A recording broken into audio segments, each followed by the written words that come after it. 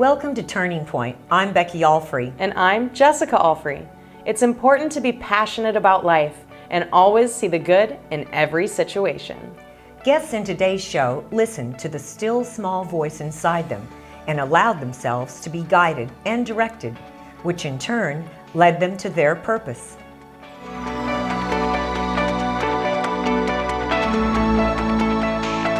Children are so good at having open minds and hearts. Our next guest, Lizanne Sheffa, shares turning points of how having open heart surgery as a young girl didn't stop her from following her dreams.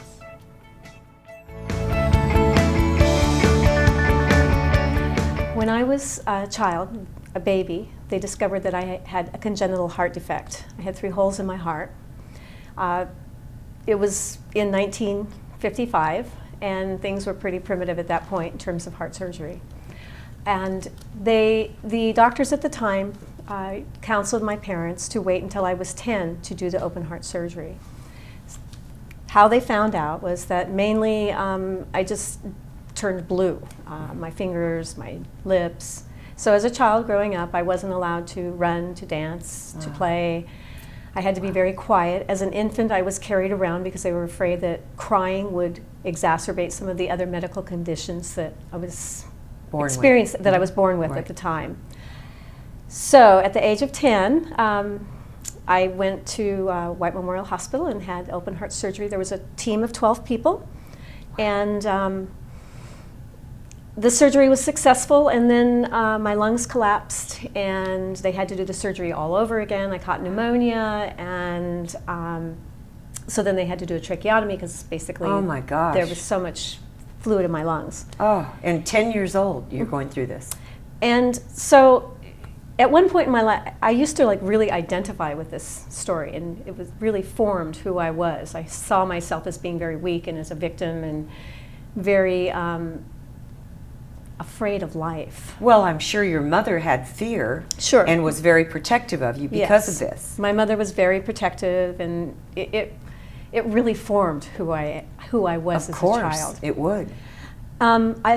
I think that there's a couple of things that are very significant for me right now at this time in my life as I reflect back to that time. The first is the importance of the relationships that I had with my family. My aunt and my grandmother, my grandfather, my mother and father were so important to me that because they kept my life going, they kept me connected, especially the maternal line in my family, my mother, my grandmother, my great aunts. When I was in the surgery, and it was in between the 2 surgeries, I was packed in ice. And it was like time warp, because I actually had no idea what was going on. But I remember there was a clock that always said the same thing. And my aunt was pregnant with one of my cousins at that point, and they weren't going to allow her to see me. And I remember that afterwards, she told me she insisted on seeing me. And Was this when you had pneumonia? It was probably, yeah. It was Okay, in because between why would they not want her to see you? I don't understand that. Right. So what I remember is I remember seeing her at the very end of this long, it seemed like a long room. Obviously, I was out of it. Right. But I remember seeing her and feeling that connection. And that's what's really important to me as I reflect back, is that connection that we have between people that we love. Because their love actually got me through and helps me as I am now. I mean, I'm so grateful. Huge. The other thing that was significant regarding the surgery was that there was 2 girls, myself and another girl, that went through the surgery at the time. She went the day before, and then I was the next day in the schedule. Was she about 10 as well?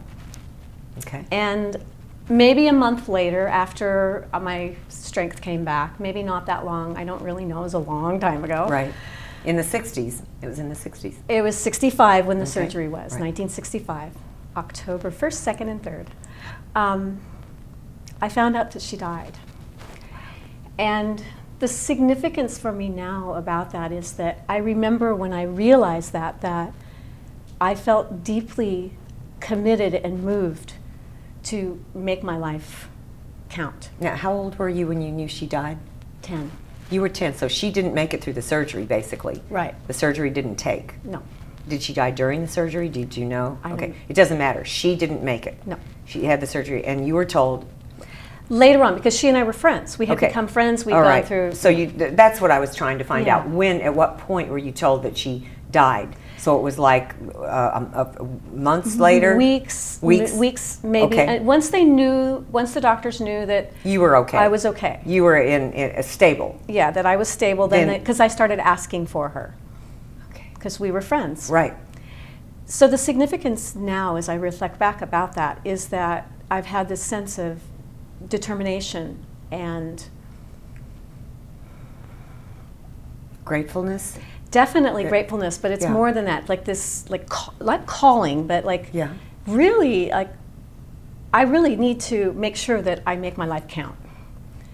And so that's driven me my entire life. Turning points happen at all ages and stages of life. Sometimes, when we burn a bridge, we think the opportunities are gone forever. But sometimes we can rebuild and make it even stronger. Eddie Folger shares a turning point and events in his life that made him start looking at life completely differently.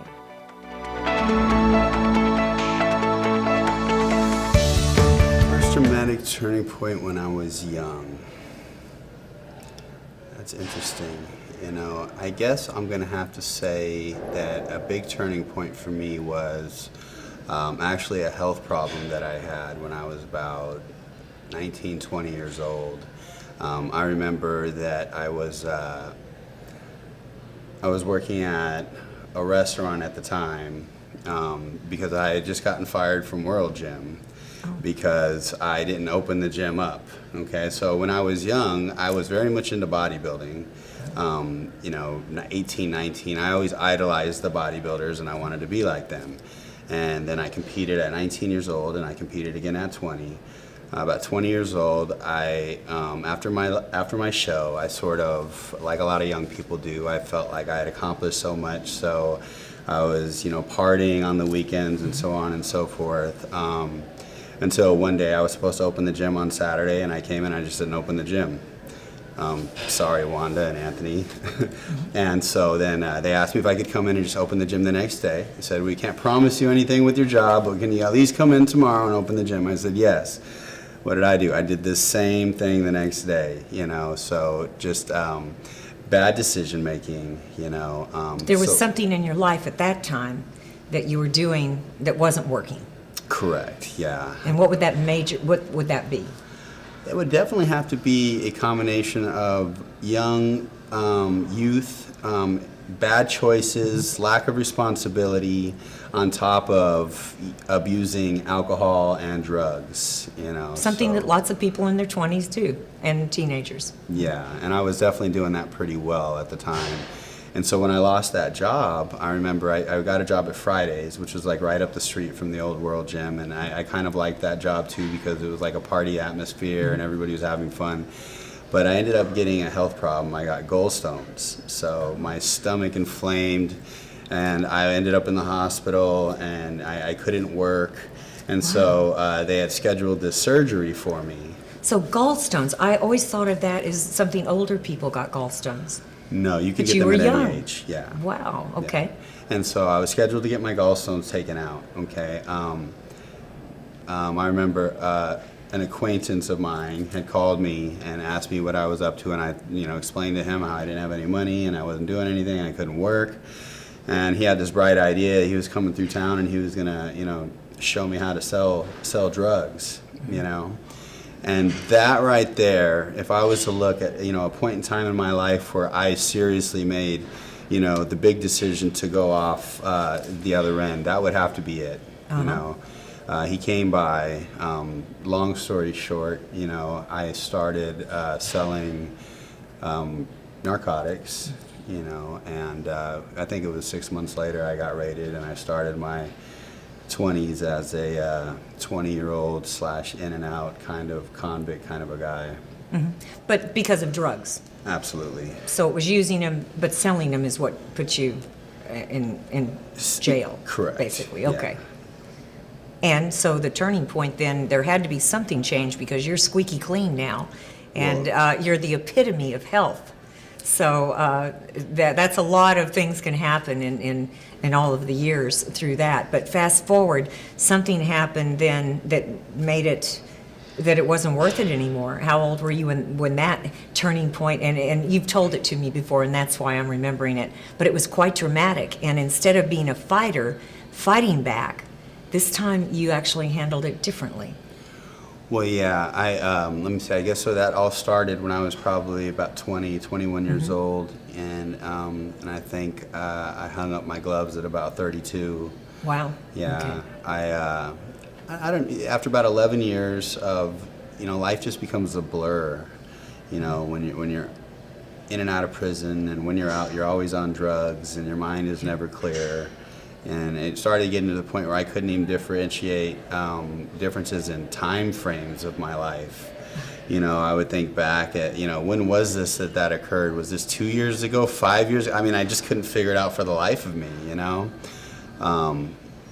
Watching my parents get older through photographs and watching our address change as I'm away. This is a common thing for a lot of guys, Okay. Especially guys with drug problems and alcohol problems like I have. And so Life kind of stays at one place, but the world keeps changing. absolutely, yeah. You isolate yourself and take yourself away while the world keeps going on. Right. And that's just how it goes. Eventually, I guess I just decided that I needed to make a real strong, hard left somewhere, or I was going to be right there for the rest of my life, and I knew that. So early 30s, you started feeling you'd had enough. Yeah, my early 30s, I started feeling that. Finally decided that I would do whatever it took to change my life. I sort of lost confidence in myself, in my own decision making to even save my own life or to make a positive decision. Every time you get those handcuffs slapped back on you, you lose how much more of yourself, and you give everything up again, and you go away again, and it's just really no way to live.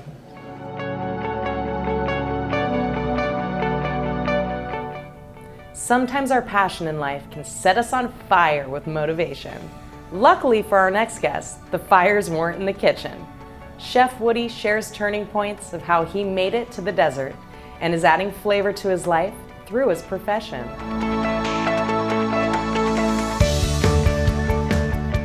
I was offered an opportunity for a class that I was taking in my last year of high school called OWE, Occupational Work Experience. The gist of taking a class was that the school would help me find a job. If I found the job and I went out and I worked that job, I would only have to go to school for 2 hours a day. I would much rather be out in the real working world than to go to school for 6 or 7 hours a day, which I didn't like as a young boy, so any opportunity to get out of school I took advantage of. Having found a job as a dishwasher at a country club, I held that job for 1 year. There was one instance where a pantry chef was a no-call, no-show for 3 days. And on the third day of this pantry chef's absence, the chef knew that he needed to find somebody else to fill that position more permanently. That's when I heard my name beckon through the hallways and in through the dish room and the kitchen that I needed to get myself out of the dish room and up into the kitchen, that I was going to be learning the pantry on that day. That was not the reason that I took the job. I wanted to be just out of school. I didn't want to be a cook. The day that I stepped into the role as a pantry cook, I got my butt handed to me. I had so many people degrade me, demean me, put me down, yell at me, tell me to hurry up for dishes and getting out their orders and stuff. And none of them didn't care that it was my first day in the position, not knowing what I was doing. Wow. So during the day, You're like 17? 17 going on 18. Okay, all right. During the day, I just couldn't think more to myself, but just to get me through the day, and I'm not coming back tomorrow. That much fun. Yeah. Well, I No, it wanted just sounds- to be a dishwasher. Exactly. Okay. So what happened? That evening, I got many kudos and congratulations, if that's the right word to use, from the chef and other cooks around me, that they thought I did a great job doing what I did and trying to do it as best as I could.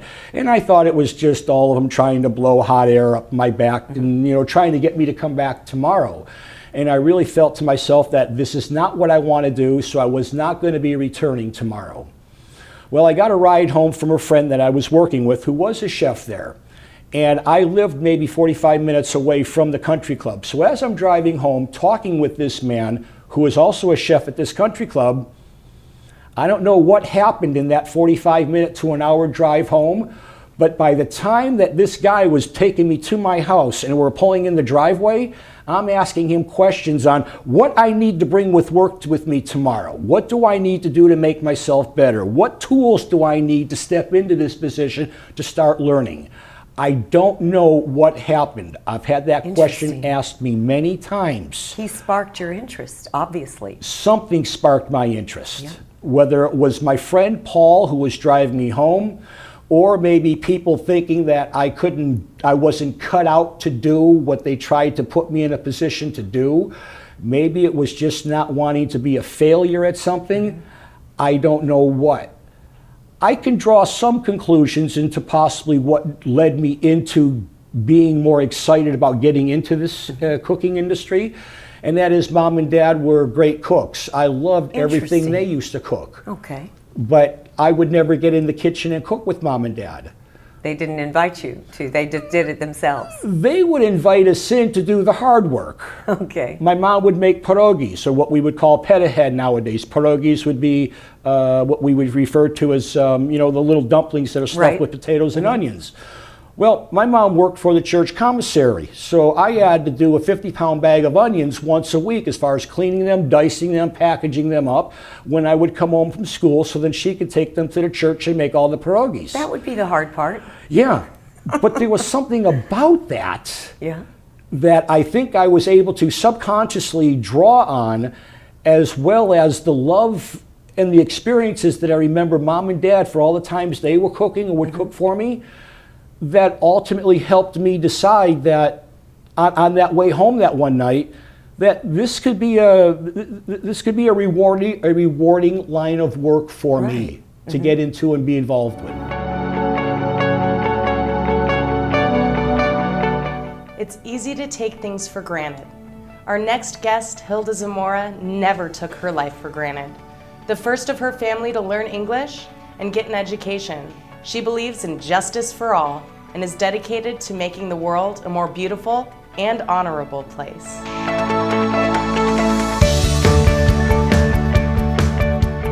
Hilda, tell us a heartwarming story of the home that you bought.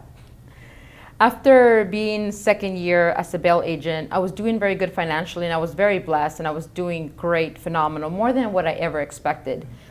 At the time, we were living in a mobile home, so I wanted to make sure that I surprised my mom and I gave her the house that I once promised her I was going to get her. Oh. You said that to her when you were younger? I did. I was 6 years old, then we got evicted and we were homeless. And I remember telling her, "Don't worry, Mom, when I grow up, I'm going to buy you a house." And we left it at that. I was 6, 7 years old because she was still carrying me. Fast forward 2 years into the bail bonds, I'm probably 23 years old.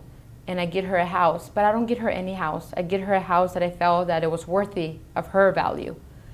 We went from living in cabins, people's garages, mobile homes, to the house that I have now. And it's the best thing we've ever had.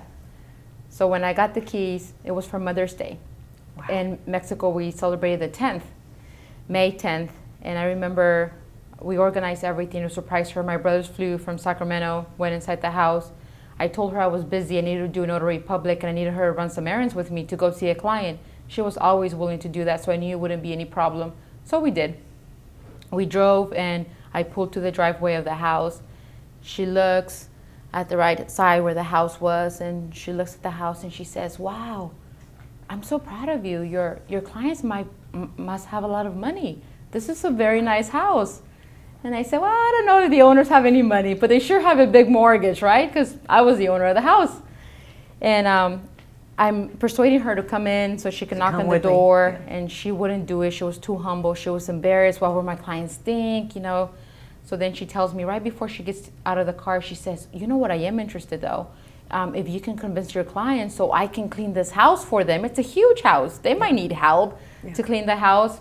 My heart shattered, but at the same time, I was really happy for her. What she was What she's about to thinking. experience. And I looked at her and right into her eyes and I said, "Mother, I can promise you you're going to be cleaning this house," because it was her house. We were able to walk in. As we walked in, I had her knock on the door or ring the doorbell, and she wouldn't do it, right? She was very timid, and she was like, look, I'm wearing shorts and sandals, and she was embarrassed of how she was dressed. My brothers opened the door for her, and she was in shock. Yeah. She didn't know what was this about, and I told my mom, I said, remember, I told you I would buy you a house? Nobody else can ever kick you out of this house. Her house is paid for. It's her house. She's my boss. What can I say? That's a beautiful story.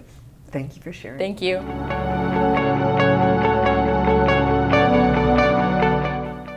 Dr. Rami Awad shares some stories of his mentors and why he chose bariatric surgery.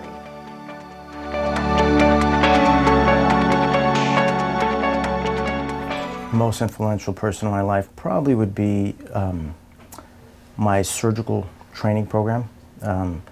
We worked with a lot of different surgeons, and there was a couple in mind. One was Ninh Nguyen, who was a former president of ASMBS, just past former president of ASMBS, and he's a minimally invasive surgeon and a bariatric surgeon and does a lot of esophageal surgery as well.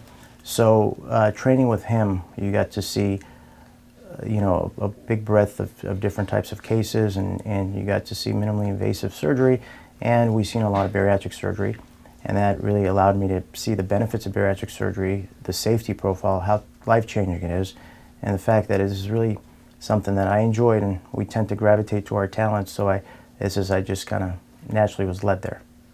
And so I would assume that he's kind of a mentor to you. He is, yeah. We still keep in contact. Wonderful. And you'd say maybe he directed you towards bariatrics? I think my experience with him directed me toward bariatrics and what I like to do and what I enjoyed. But obviously it was a good experience, and he had a big part to do with that. During my training, I was exposed to a lot of different fields of surgery and met a lot of different surgeons. So a lot of our choices are experience dependent, and I had a great experience in the field of bariatric surgery. It's one of those fields where, one, you change people's lives, and in a positive way, and also in a cosmetic way, but also in a quality of life and a health way. These are really kind of life-changing surgeries, and what really kind of impressed upon me was the fact that everybody would come back and say, I feel like I have a new life, I feel younger, and their health problems get better, and they're able to spend time with their kids and take them to the park. So these surgeries really kind of give patients their lives back. The technology is great too. Everything's done through kind of minimally invasive techniques. We get to use little cool gadgets and robots and other different things that is nice, and really it's a field where it's very progressive. And it's a and safer surgery now, I understand. It's very safe. So Okay. really the advent of minimally invasive techniques revolutionized the field of surgical weight loss. Heavy patients don't do well with open surgery. So now everything's done through tiny little incisions, little keyholes, little tiny 5mm or little bigger incisions, which results in very little postoperative pain, less complications, and patients are in the hospital 1 to 2 days after these big surgeries. Now, do you focus on patients that you are referred from other doctors, like diabetes doctors, where their life is literally on the line and they're dependent on insulin and their lifestyle is really difficult?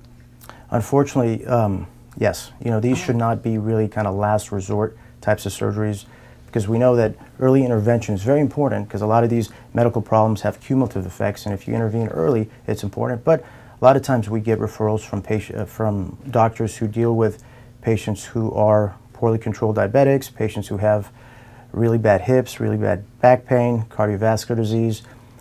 A lot of times patients come to us because they have a friend who lost a lot of weight. Mm-hmm. So it's a lot of times the referrals through patients, testimonial, as well as physician directed. The lifestyle they choose after this surgery is crucial, I would assume. It's very important. One of the things we do see every once in a while is patients regaining a little bit of weight. Uh-huh.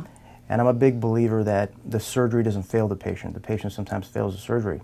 Mm-hmm. It's a full-time job. You really have to work on maintaining the weight and keep it off. So you have to make good dietary decisions, and you have to really implement physical activity in your lives. Do you direct them in any way or encourage them to join a gym? Is that part of what you do in your office? Yes, and our program here, we have, what we realize is you can have the best surgery, but if you let the patient go and say, see ya in a year, there's no accountability. Having accountability is very important, and having a program that has a lot of different aspects, like a personal trainer, dietitian support group, seminars, exercise classes, where they develop personal connections with other patients, and it's almost like a healthy competition where they work with each other and encourage one another. So the aftercare is very important, and I think you have an we aftercare have that, program yeah. here. Yeah, absolutely. That's wonderful. So how much do you stay in touch with your patients after the surgery? How often do they come in? Well, I tell them they're my patients for life. I like Most that. of them like that. Wow, yes. But most of the patients are my patients for life. We follow them for risk of nutritional deficiencies, because these surgeries sometimes can put them at risk for nutritional deficiencies if they're not compliant with the supplementations we recommend. Also, the fact that they come see me and they know they don't want to disappoint their surgeon, so they really kind of make good dietary decisions and try to implement a good aftercare program. But we see them usually for the first year every 3 months, and then every 6 months thereafter. I think that sounds awesome, really. Now, there are different types of the surgery for weight loss. Can you tell us what those are? So there's quite a bit of options for patients now, but the main surgeries we do, one is the gastric bypass. And the gastric bypass, it's done through minimally invasive techniques, meaning laparoscopic approach. And that procedure really was established in the late 60s as an open procedure and kind of the mid-90s as a laparoscopic procedure. And that's our gold standard time-tested procedure. We do that. We also do, the gastric bypass is a procedure where you make the stomach small and you reroute the intestines in such a way that not all the food they eat is seen by the intestines. So you create a malabsorptive state. And that's a good procedure, and we see a lot of resolution of diabetes. It has a very profound effect on diabetic resolution. So patients do very well from a diabetic standpoint with a gastric bypass. Interesting. So the food is just going through the body without absorbing it. Am I understanding that right? It's being absorbed. Okay. But some of the intestines are excluded from seeing the food, so it's not being fully absorbed.